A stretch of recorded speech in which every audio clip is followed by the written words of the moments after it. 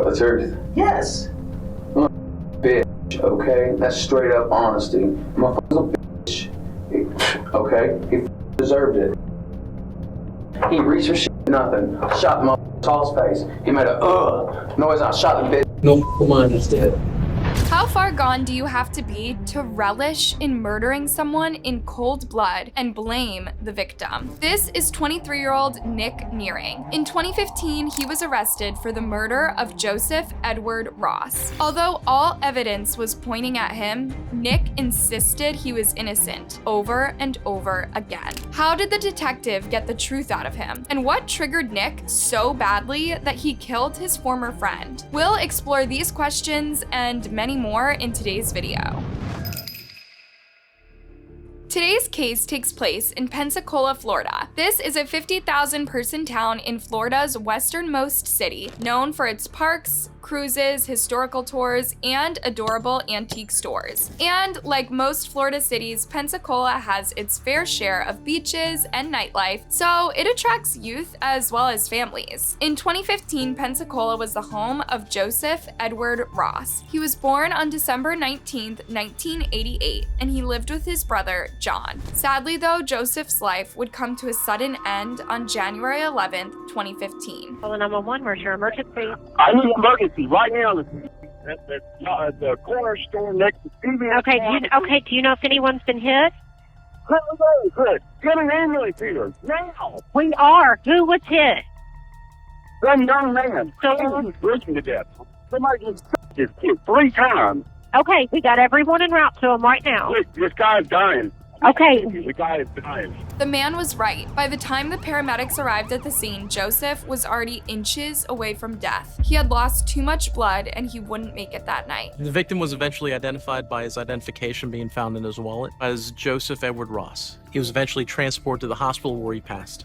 Joseph was pronounced dead at around 8:30 p.m. that night. By the end of the day, the police already had a suspect. First, they secured the area and investigated the crime scene. As the detectives spoke to the witness, they kept hearing one thing over and over again. A red Dodge was somehow involved. Our crime scene comes, takes photographs, really documents what's going on. Because there is a lot of activity, crowds start developing. So we start going up to those crowds. Hey, did you see what happened? Did you hear what happened? The witness at the scene observed the victim walking through the parking lot talking on a phone and arguing. And shortly thereafter, they observed a red Dodge pickup truck pull into the parking lot. One thing became clear. This wasn't a random killing. Whoever killed Joseph was probably the same person he was arguing with that night. This scenario was confirmed as the police soon arrived at Joseph's place at around 10 p.m. There, they found his brother John. Poor John had to find out his brother had just been shot and killed. Do you have any idea why we might be here? Okay, your brother Joe was shot and killed around the corner, over at the corner store. He was shit. Yes. We're trying to find out what happened to him. Do you know anybody that drives like a red Dodge pickup truck? Oh, my friend Nate does. Who's Nick? It's just someone that I met through a friend. What does he look like? Is he white or black? He's white. Okay. And he always hangs out with a black dude. Do you know the black man's name? I think it's Gerald. But that was not the interesting part about Nick. As the detectives asked John about his so-called friend, John revealed he was a pretty nasty person. What else do you know about Nick? He normally carries a 38 or a 9mm. Have you ever gotten into it with your brother before?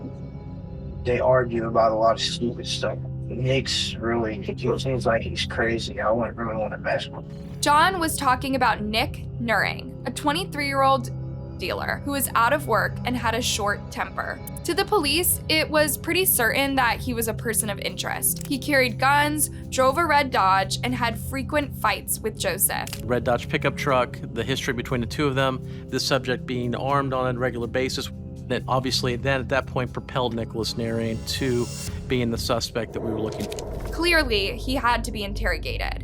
It's not often that a suspect is found within the first few hours of a crime. In a way, the police were lucky to have found Nick so fast, but they were not prepared for what happened during the interrogation. Nick was a pretty psychopathic character who showed no remorse and made little effort to hide his guilt. This would slowly come out with every one of his actions or statements. But his first big statement was a silent one. As soon as he got put in the interrogation room, he fell into a deep sleep. Before we entered the room to interview Nick, he was sleeping. This referred to as the perp nap. Someone who's typically guilty will actually fall asleep in the interrogation room because they're so exhausted from the stress associated with waiting to be arrested. So, even putting all the evidence aside, the police had a first clue that Nick was guilty. However, jumping to conclusions is dangerous. Detectives don't want to put the wrong person behind bars or force someone into making a false confession. As per usual, the detectives started the interrogation with a friendly, welcoming attitude. Nick, right? Oh, well, I'm Detective Harnett. This is Detective Parsons. Okay. I'm still asleep. That happens. Okay.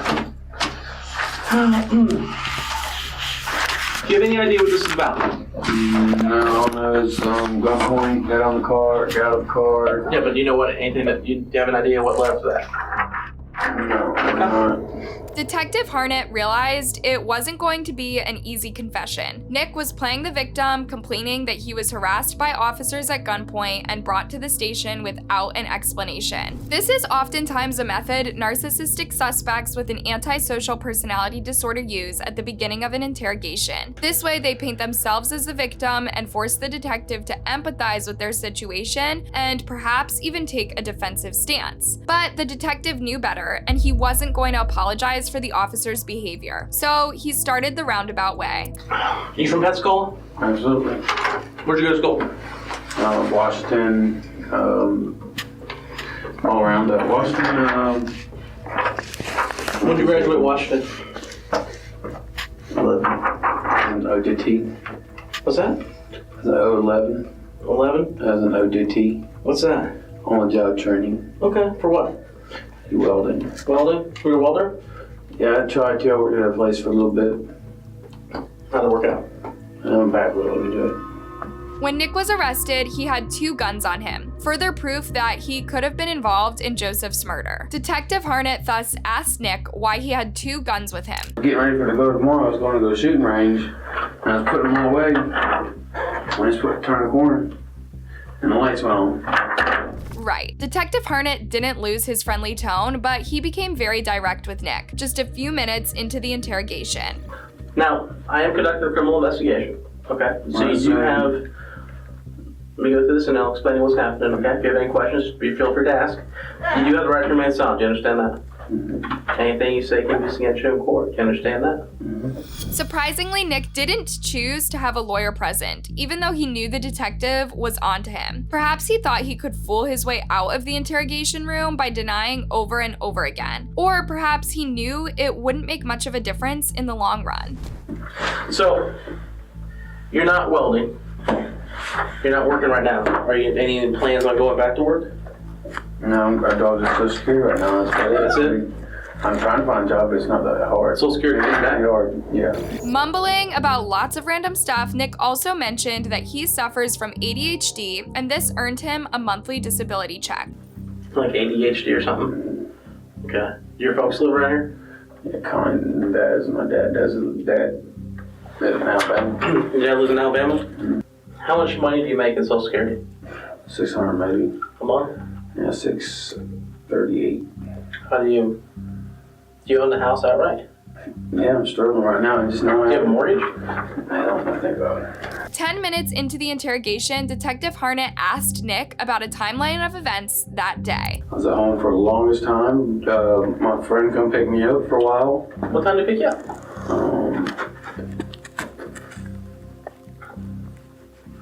5 something. I was late. 5 something?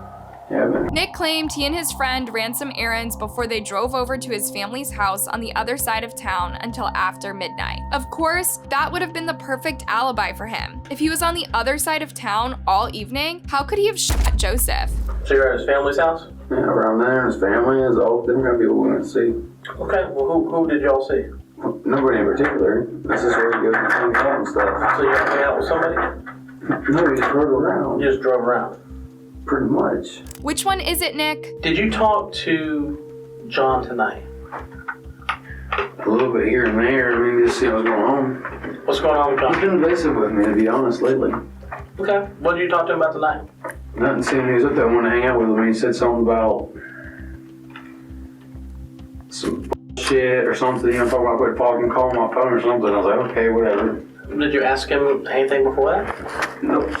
I was trying to call him and hang out with him. Nick tried to paint Joseph's brother as an erratic guy with a short temper. Funnily enough, that's what John had told the cops about Nick. Were you ever near his house? No, I was on the other side. I promise. You promise? Yes. Okay. Is there any reason that... What, John okay or something? Hold on. Is there any reason that your truck would have been at the CVS around the corner from his house tonight? No. I shouldn't have been. Of course, the police already had his red Dodge at the scene, according to multiple statements. Then how was it there? I don't know. The reason that it was there is because something happened there. Okay? The reason something happened there is because of an altercation, I guess, of sorts. And you're kind of tap dancing around it. But ultimately, let's just say, for the sake of argument, that we know the result of what happened. Now, how that came about, I don't know. And who can answer that? Well, one of the people that can answer that would be yourself. Now, you can choose to be deceptive all you want, okay? Did you notice the detective's posture change? He was only mirroring Nick's engaged posture. He's very engaged right now. He's up at the table, he's close in, he's in a very strong position. And at first, I'm back, so I move in to show that I also have a very firm position in my assertion that his vehicle's there. If it seems as though I'm not sure, he'll take that and he'll run with it. And that allows him to have an escape. This was the first step toward making Nick crack. The moment Detective Harnett confronted Nick with the knowledge of his red truck at the crime scene, he couldn't go back to talking about jobs and friends. He had to press him with all the evidence they had. You were there because, A, your truck's on video being there. People wrote down the tag number of your truck there. Okay? Which, can you explain that? No, the truck shouldn't have been there. Wasn't my possession. It was there. Wasn't my possession of. But you were there. I wasn't there. Yeah, you were. How do you know that? Video cameras. You can see me in my vehicle. You're kind of distinct. Here's the catch. The detective was bluffing now. Nick wasn't on camera, just his red Dodge was. But if he thought he could be caught red-handed, how could he keep denying his presence there? That's a classic step in a police interrogation. Now, with that being said, Yes, sir. something happened there, okay? Something happened there that you have an opportunity to try and explain. Sometimes things just go sideways. Once the suspect is confronted with evidence against them, the detective gives them an opportunity to explain the murder motive. That is their best chance, in the absence of a lawyer, to defend themselves. Maybe he didn't want to shoot Joseph, he felt threatened, etc. This way, he could make it like an involuntary manslaughter, or at least second-degree murder. But Nick didn't take that opportunity. I've already talked to Gerald. He's already explained to me what happened. Okay, we already know what happened because we talked to the other party there. What I don't understand, clearly, is what's going on between you and the guy that was there. From you. Now, you can choose to say nothing, and I'll just go with what they said. Or you can kind of fill me on what was going on. I mean, you're not a bad guy. I haven't done anything. I don't know what's going on. You're not a bad guy. You don't have like an extensive criminal history. I'm sure you maybe do some stupid stuff. Maybe you haven't made the best decisions in the world, but you're not somebody that we will classify as, well, public enemy number one type guy. But Nick just kept his story that he wasn't at the scene. You had 3 guns on you tonight. Yeah, one person, yeah. You fire any of them tonight? No. Any of them get fired tonight? None of those. I don't know. Those. Most recent one that probably could have been fired was either the 25 or the 38 with 4 inches. All right, well, if I pull slugs out of a person, Yeah, you can ballistic them all. okay, is there anything that's going to come back to any of your guns? No. It doesn't alleviate the fact that you're there when shots are fired. When Nick felt cornered, he started pressing the detective for evidence that he was there. But detectives aren't obligated to divulge their evidence to a suspect. You want to play a game that I'm not going to play with you. Hey, what do you want to Just play? stop. Just stop. Just listen to me a second, okay? You were involved in something tonight at that location, and I'd like to hear your side of what happened there. I've already no bullshit. What's that? You want no bullshit? No bull. All right. Here you can see Nick's body posture change. When he's feeling threatened, he starts to back up. And the hand that he's able to actually goes into his pocket. So it's another defense mechanism that he's using where he's hiding and concealing what actually happened. Nick finally cracked, but not with a true story. Act like he's pulling something out. I popped this bitch. His initial story was that he and Joseph had an argument, and then Joseph almost pulled out his gun. In defense, Nick pulled out his gun and fired first. What did he do that frightened you? He's always said, I'll rob your bitch ass, you're a fucking lick. He sent me messages, said nothing else. I was like, okay, whatever, I was gonna serve him real quick and leave. And He acted all squirrely and popped his ass. now you were talking about meeting him there, right? You guys were talking back and forth on the phone. Yeah, I told him to meet me around the corner because apparently his dad don't want me to come to his house or some shit. That's what his brother said. Now, Detective Harnett was trying to establish if it was premeditated murder or not. He had a feeling it might be. Was that your decision or his decision? Who's mine? Who? Who decided to meet over the at other the partner? corner store? Yeah. I did. So you decided to meet him at the corner. Nick then told the detective that he was going to meet Joseph to sell him some pills. He thus admitted that he didn't just live off his $638 disability check. Of course, the police already knew Nick worked as a drug dealer, but they didn't have the context of his deal with Joseph. Who's driving the truck? I can't say on that one. Were you confused? I mean, I'm not going to put somebody in a place that, you know what I mean, for accessory after the fact, nothing like that. He says he was driving the truck. Well, then he was driving the damn truck. Nick acted like he wanted to protect his friend Gerald, but Gerald had already confessed to driving the Dodge that night. Okay, so you're going to meet him there. He's going to buy Valium from you, right? Mm-hmm. Okay. So he reaches in his pants. Was it in his pocket or down like the front of his pants? Down in the front of his pants. Okay. Not Pull like anything out. He put himself on it. He was going like, he was reaching when I did it. And so what'd you do? I was like, oh shit. Boom, boom, boom. And he fell down like boom. So you shot him again when he's on the ground? Well, we hit again. Okay. Nick claimed he was afraid Joseph was reaching for a gun, but he also claimed he meant to sell him Valium. So wouldn't Joseph be reaching for his wallet? Did you ever see a weapon? No, but I've seen guns at the house. I've seen them with weapons. I've seen them with knives. I've seen them with wrenches. Nick was trying to paint Joseph as the bad guy. He had guns. He threatened to rob him, and he sent him nasty messages. But the only evidence was that Nick was the bad guy. What's more, if Joseph had threatened Nick a while ago and Nick decided to kill him that night, then it was premeditated murder. When he threatened you, how long ago was that? What do you mean? You said that he's often said he was going to kill you, right? I figured he used this one on his, like, on a crystal or something, acting all crazy. How long ago was that? Huh? How long ago was that? Like a week, 3 days ago. But when Detective Harnett asked for what Joseph specifically said or wrote to him, he said he didn't remember or deleted his messages. What did he send you a text message? Just some piece of shit. He's gonna be playing stuff like that. I can't, they're old. I don't want a phone no more.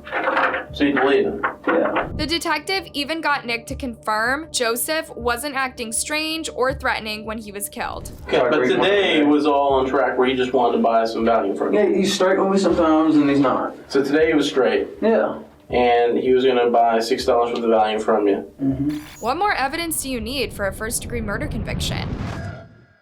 You might think, cool, so the interrogation is over, but Nick was just getting started. The interrogation went on for another half hour, during which Nick really painted himself like a remorseless, real-life monster. At this point, the detective hardly had to do much else. And then I called Tyler, and Tyler was like, yeah, they found Joe, he's dead or something like that. Well, you don't need to figure out what's going on. You know because you shot him. Yeah. So you know he's dead.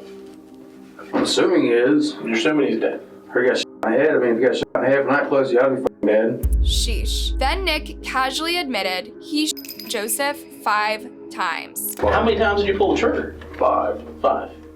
Well past the point of defending himself. As Joseph dropped onto the ground, he had every chance to see he wasn't reaching for a gun. Did you think you killed him? I was hoping I didn't. I mean, I don't want to kill nobody.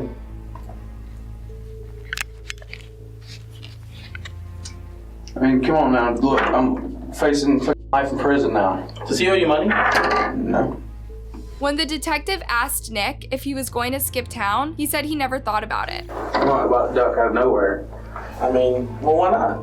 Because I don't have nowhere to go. I don't have no income. Okay, but the thing is this is that you didn't come in here and go, hey, I got involved in some serious shit. Here's what happened. Right? What the detective meant was that Nick tried to act innocent and dodge justice up until he had no other choice but to confess. Then Detective Harnett revealed 2 giant facts that Gerald had told him. The first was the murder motive. Gerald says because he owes you money. I'm not saying that. I know that, but he don't have any money. He's saying that. He also saying that Joe didn't do nothing. He just walked up and you shot his ass. And finally, the detective changed his friendly approach to the hard reality. You're not a cop responding to something and feels threatened because of a bad guy. You're the bad guy in this scenario. You're the dealer with a gun, with 3 guns. You're the bad guy here. Not Joe.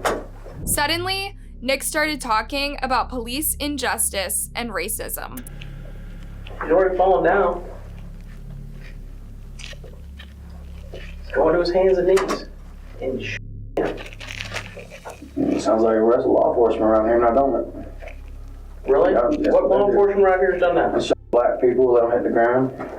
Hit them 8, 12 times when they hit the ground. Not only is Nick showing zero remorse for his actions, he's trying to make others look worse than him. So when he insisted he just felt threatened by Joseph, the detective pulled a second bluff, claiming he saw Joseph's hand on the CVS camera.